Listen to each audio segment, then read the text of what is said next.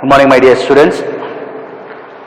Today, in this class, we are going to continue the ninth chapter, Development Experience in India. Today, we are going to study about the industrial sector reforms. Already, I told you in the last class about the transform, perform, and transform and reform. So today we are going to study about the industrial sector reforms. The Prime Minister of India announced the new industrial policy. When I say, you take the note. The Prime Minister of India announced the new industrial policy on July 24, the year 1991. The new policy radically liberalized to the industrial policy, self and re-regulated the industrial sector substantially. So the primary objectives of the industrial policy were to promote the major industries from the clutches of bureaucrats, to abolish the restrictions on foreign investment, to liberate the indigenous enterprises from the restrictions of MRTP, to maintain the sustains the growth in productivity and employment, and also the achievement and achiever international competitiveness. So what are the important initiatives by the government towards the industrial policy? So from our government, so what are the initial or initiatives to the industrial sector? The policy has brought changes in the following aspects of industrial regulations. First one, industrial delicensing, and second one, de-reservation of the industrial sector. Third one, public sector policy, de-reservation and reforms, and abolitions of MRTP, and foreign investment policy and foreign technology policy. So in that, before 1991, so after the 1991, what is the initiatives by the government to the industrial policy?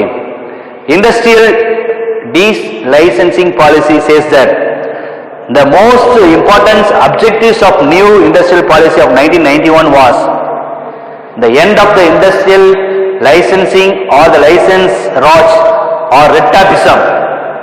Under the industrial licensing policies, private sector firms had to secure license to start an industry.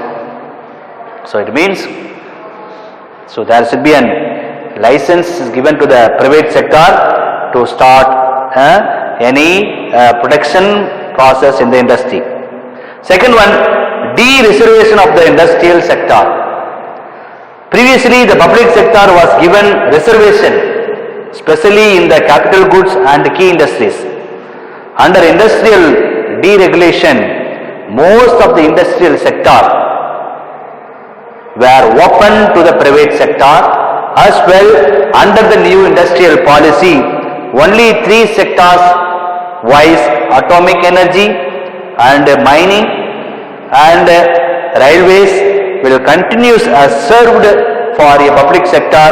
All other sectors have been open for the private sector. So only three: mining, energy, railway, controlled by the private, and all the other sectors is given. That's I told you in the last class, what I told you that PSUS I told you. So private, public authorities or the bill and boundaries is given to the private sectors. So it is about the de-reservation of the industrial sectors. Third one, the reforms related to the public enterprises. Reforms in the public sector were aimed at enhancing efficiency and competitiveness of the sector, the government identified the strategic priorities areas for the public sector to concentrate, and loss-making PSUs, public sector undertaking, I told you, were sold to the private sectors. Next one, abolitions of the MRTP. What is meant by MRTP? MRTP.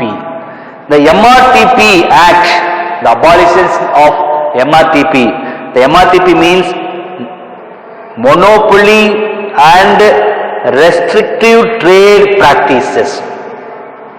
MRTP means explanation, monopoly and restrictive trade practices Act in 1969 in 2010. So the competitions and the commissions has emerged as the watchdog in the monitoring competitive practices in the economy. Next one, in the initiatives by the government to the industrial policy, the last point is foreign investment policy. I told you in the last class, FDI means foreign direct investment. And another I told you in the last class, you see that book. Foreign investments, another major features of the economic reform was red carpet welcome to the foreign investment and foreign technology. The foreign direct investment. So we allow the foreign people to invest in our economy for any sectors. That's why the globalization. Only we have that globalization, we can allow the foreign people to investment. For the foreign direct investment and technology, this measure has enhanced the industrial competitions and improved the business environment in the country. The FDI and foreign portfolio investment, I told you, foreign direct investment and foreign portfolio investment were allowed in the Indian economy in 1991, because in 1991 only we have given the new industrial policy. The government announced the specified list, high technology and high investment priority industries, wherein automatic permission was granted for the foreign direct investment up to 51% of foreign equity. The limit was raised to the 74% and subsequently to the 100% for the many of these industries. Moreover, many new industries have been added to the list over the year. So the foreign FIPB. So when I write some explanations of these words, note that, and when you are taking notes and you write the explanation also. FIPB. What is explanation that? Foreign Investment Promotion Board. Foreign Investment Promotion Board has been set up to negotiate it with an international firm and approve the foreign direct investment in the selected areas. So these are all the important initiatives by the government towards industrial policy. Next, I am going to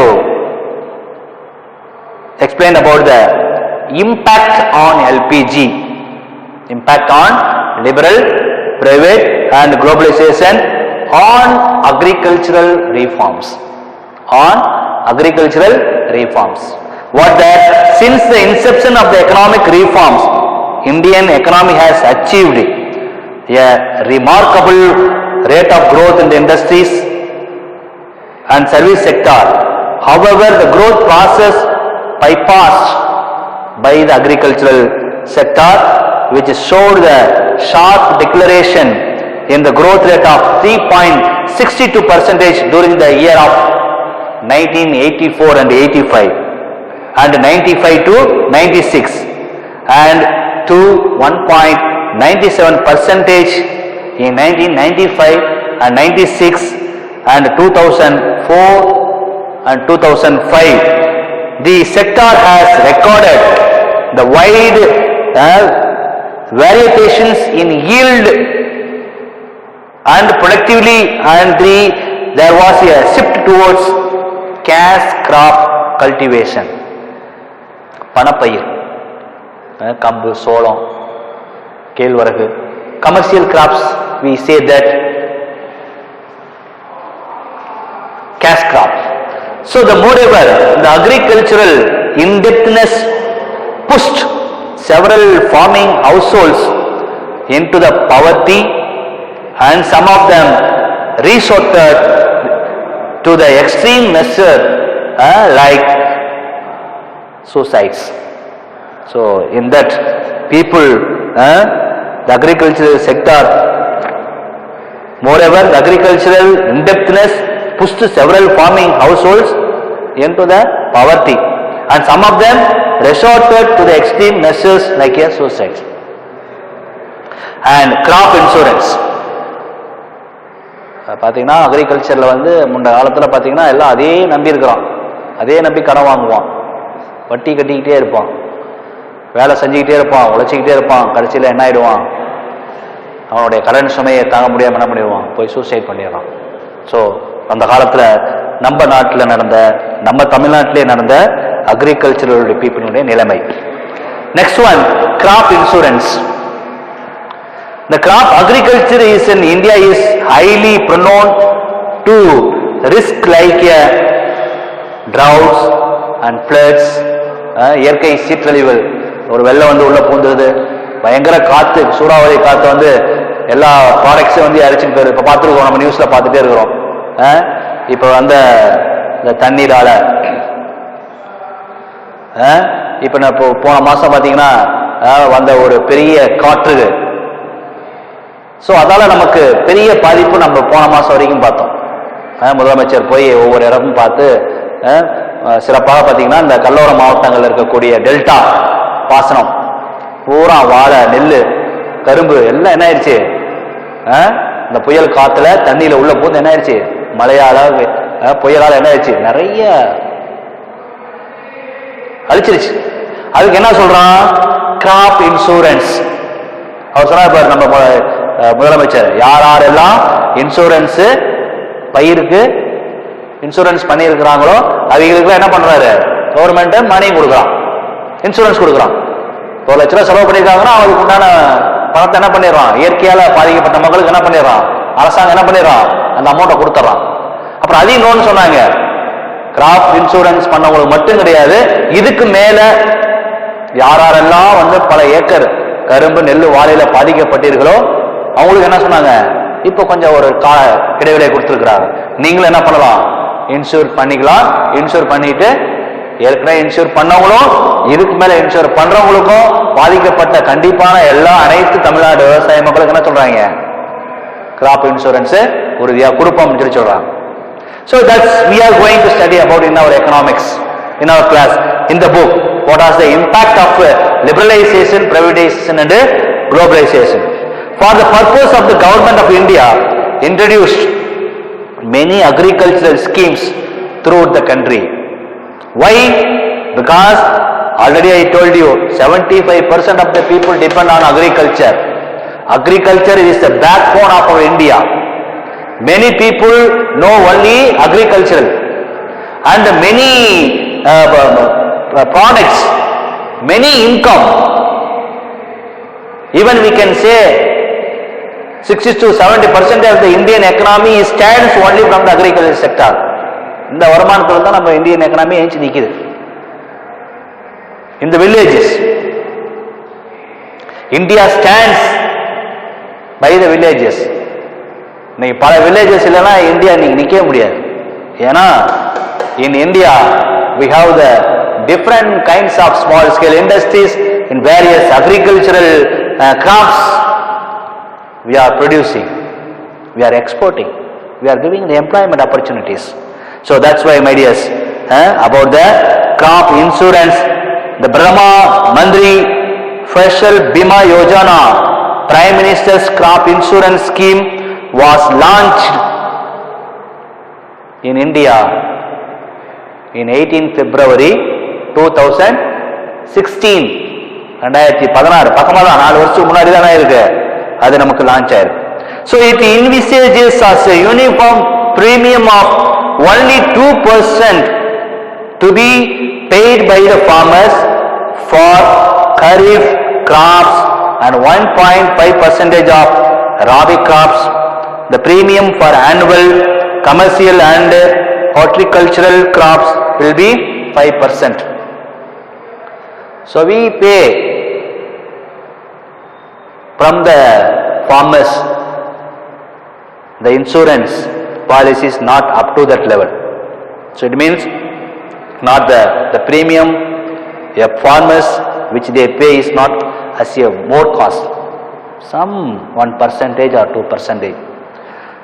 So with that a small payment of the premium policies of the crop insurances by the farmers when they are paying to the government, if there is any natural calamities has happened for the farmers through the floods, through any natural calamities, we can claim over from the government. So our government has more eye to watchdog on the agricultural commodities, productivities in various areas, and they give the crop insurance. And cold storage. What cold storage? So in our home we have the refrigerator.